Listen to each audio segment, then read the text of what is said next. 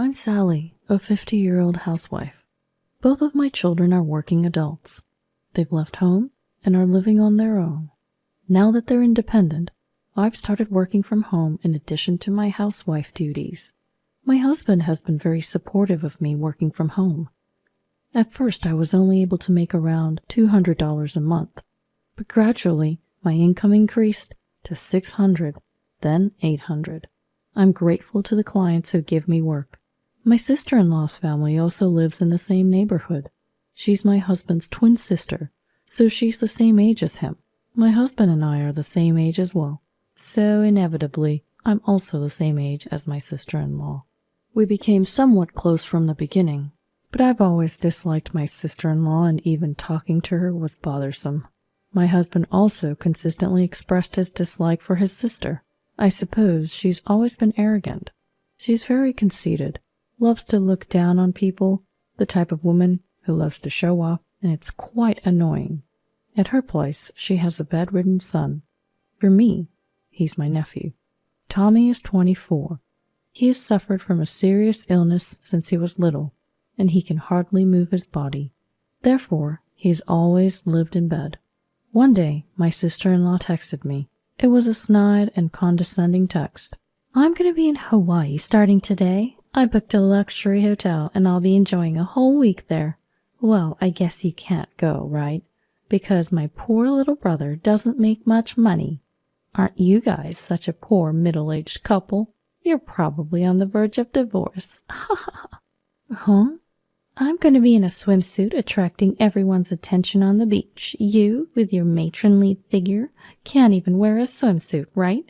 Your belly must be saggy after having 2 kids. But I only have Tommy, so I'm still slim and firm. Nobody would guess I'm 50. Not like you, a fat old woman. How rude could she be? It's true that I have 2 children. They were born close together, so my body didn't snap back right away. Even now, I can't say I have a toned, beautiful belly. I have a matronly figure, but so does my sister-in-law. My sister-in-law seems to have a lot of confidence in herself, but to me she's the same level. If she was a very beautiful and well-shaped person, I might be able to tolerate her comments. But why do I have to hear this from my sister-in-law? Moreover, I wondered what she was going to do with Tommy. So what's going to happen with Tommy? Are you leaving him somewhere or having someone come in every day? Even staying overnight? Huh? There's no way I'm doing that. It's a hassle. He'll be fine just sleeping at home, won't he? Anyway, I left some drinks and things by his bed. That's horrible. How can you do such a thing? What? I don't need to be told by someone like you who hasn't had any hardship. My life is messed up because of him. I shouldn't have had a son like that. Well then, I'll take care of him. I'll go get Tommy now. Do whatever you want. I'll be happy if he's gone. Just wait. I'll be there shortly. And so I headed towards my sister-in-law's house. It's a mere 5-minute drive, so it's very close. Tommy is bedridden and uses a special wheelchair to get around. That's why I headed there in a station wagon, which can accommodate a wheelchair. You really came for this kind of guy? Yes, I did, because I feel sorry for Tommy. He's just a burden, just lazing around doing nothing at his age. Well, you're also a full-time housewife loafing around, so you're perfect for each other. I'm doing remote work, you know. I'm not a housewife loafing around, and not all housewives are loafers, right? Pff, remote work, huh? That's not a real job. Both my husband and I are full-time employees. You're basically just a housewife. It'd serve you right to spend the rest of your life taking care of Tommy. Oh, is that so? Let's go, Tommy. Okay. Tommy seemed to be rather downcast. It can't be helped, as he's being treated like this by his biological mother. I understand that taking care of a sick child is very difficult, but it's too cruel to say such things right in front of him. At the very least, if she has to vent, I wish she would do it somewhere out of the child's sight. It doesn't matter whether the child is an adult, because anyone in the same situation will definitely get hurt. After some time, I managed to bring Tommy to our house. Then my husband came home. Huh? Tommy? Why are you here? Uncle David, I'm sorry. The truth is, your sister was going to leave Tommy behind because she's going on vacation, so I said I'd bring him home. I'm sorry for doing this without consulting you first. No, it's all right. My sister must have lost her mind. Leaving him behind is just the lowest. Tommy, feel free to stay here from now on. We'll take good care of you. Uncle David, that's right. You don't have to worry about anything. I've loved you since you were a kid. Thank you, Aunt Sally. I absolutely detest my sister-in-law and her husband. They're terribly malicious and the worst kind of people. However, I've always liked Tommy. Despite suffering from his illness, he's overflowing with empathy for others, and above all, he's very smart. I don't think he's been able to attend special education school much, but he was naturally bright to begin with. I've always thought that he was the definition of a smart kid. I heard my sister-in-law and her husband left for Hawaii after that. I was shocked that they really intended to go to Hawaii, leaving behind their bedridden son. I wonder what they would do if something happened to him. They wouldn't be able to come back right away. My husband was equally astounded. Seriously, my sister and her husband must be out of their minds. Going to Hawaii and leaving Tommy behind? I agree. I might be out of place saying this since I've never taken care of him, but to leave him without making use of any care services or facilities? If that message hadn't come, Tommy would have been left behind without us even noticing. Gives me the chills. Yes, it's really horrible. Indeed, I've never cared for a child with a serious illness. My in-laws are still very much alive and well, and they've always said that if they ever become unable to move, they'll go to a senior home, so I've never been a caregiver either. That's why I didn't feel in a position to criticize my sister-in-law, but I still can't fathom how she could just leave her son with only a drink and abandon him. The child has a serious illness, so they can receive welfare support, and if they need to travel far, they can also use short-term care facilities. My sister-in-law and her family returned home. They came all the way to our home just to insult us. Here, this is a souvenir. It's perfect for you guys. What's this? They're seashells we picked up at the beach. We have plenty, so we're giving some to you. We don't want them. Oh, really? You're rejecting my kindness. Would you prefer this driftwood, then? We don't want any of them. By the way, is Tommy doing okay? Not that I care about such a useless child. That's cruel. How could you say such a thing about your own son? What? What do you know? It's just the worst, having given birth to him only to find out he has a severe illness. I want the money I spent on raising him back. You can only say that because you don't understand how I feel, having lived for such a useless son. Oh, really? So, about what you said before, about leaving him to us? You're fine with us adopting him then? Do whatever you want. Who in their right mind would adopt a child like that? Are you out of your mind? It's not crazy. I'm serious. With that, I closed the door. My sister-in-law and her husband left after that. My husband and I decided to adopt Tommy as our own. And so, Tommy became our child. He had been shocked by being abandoned by his biological parents. But gradually, he began to smile in our home. He is bedridden, but he can use his hands. So he freely used tablets and smartphones while lying down.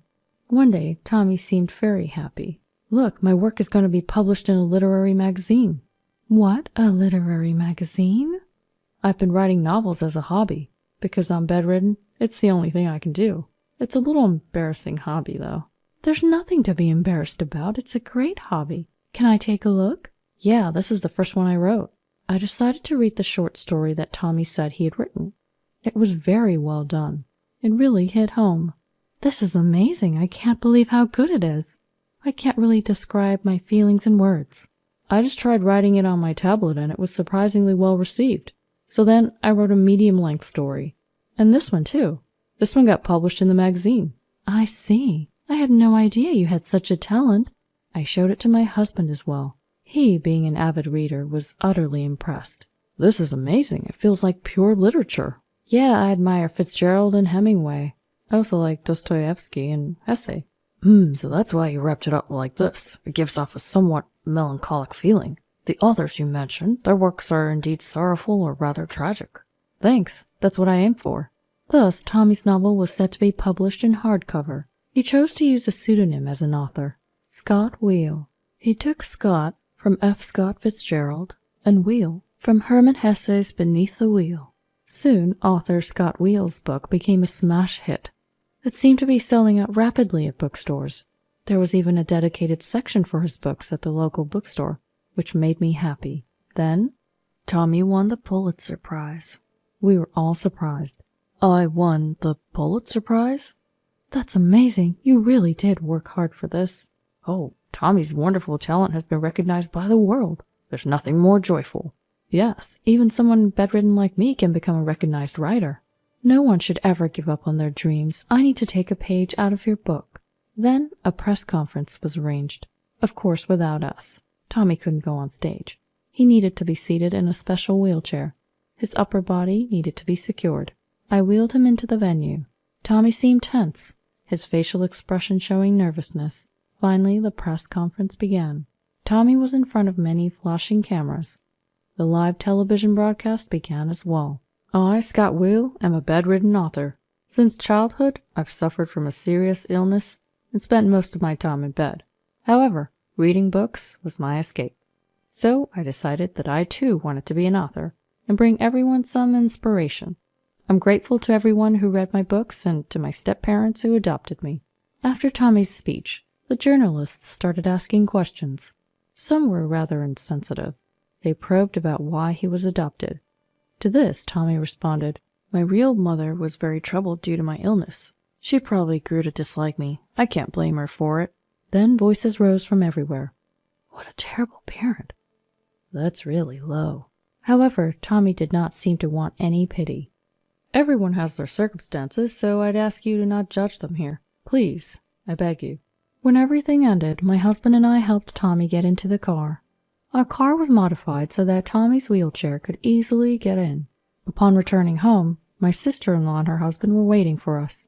"Tommy, you won the Pulitzer Prize? I'm so happy. Come live with us again." My sister-in-law suddenly changed her attitude. She probably thought that Tommy was going to make a lot of money. "No, I'll keep living here. I'm not going back to that house." "But I'm your real mother." "My only parents are Sally and David." "Then give us the prize money." "No. This money's for my mom and dad, not you. It's for Sally." "What? I'm the one who raised you all these years. Give it to me." "No way." Despite her not being short on money, my sister-in-law has a keen nose for it. She's the type to latch onto anything that could quickly turn into cash. That's why she insisted on having the $15,000 from the Pulitzer Prize. But Tommy wasn't giving up either. "I no longer think of you as parents. Even when I was young, you insulted me. I didn't speak ill of you at the press conference, but you often said things like you wish you hadn't given birth to me. You even said you wanted to abandon such a worthless son, didn't you? Do you have any idea how much that hurt? I'm the one who's at a loss for having given birth to someone like you. You should be the one apologizing. I did nothing wrong. How dare you forget the favor of raising you?" Her husband also kept demanding for the money. It made me wonder how greedy they could be. It's shameful. Really vulgar. They flated their status as full-time employees and how they weren't short on money, yet they seemed foolish. So I decided to counterattack. "You love money so much you're selling all kinds of stuff on those online marketplaces, aren't you? You're that desperate to make a profit?" "What?" "Look, you're selling a bunch of seashells, right? And it seems like you're also selling coral. You think that's okay?" "Huh? Everyone buys seashells to decorate their homes." "No, that's not okay. Maybe taking a few seashells as a souvenir from a beach in Hawaii is okay, but certainly not coral. Even if you say it's not okay, they're beautiful and they're not alive, so what's the problem?" "It's not about that. Both seashells and coral are important in forming the beach. Even if the coral is dead, it's not okay to take them home. It's even written on Hawaii's official website.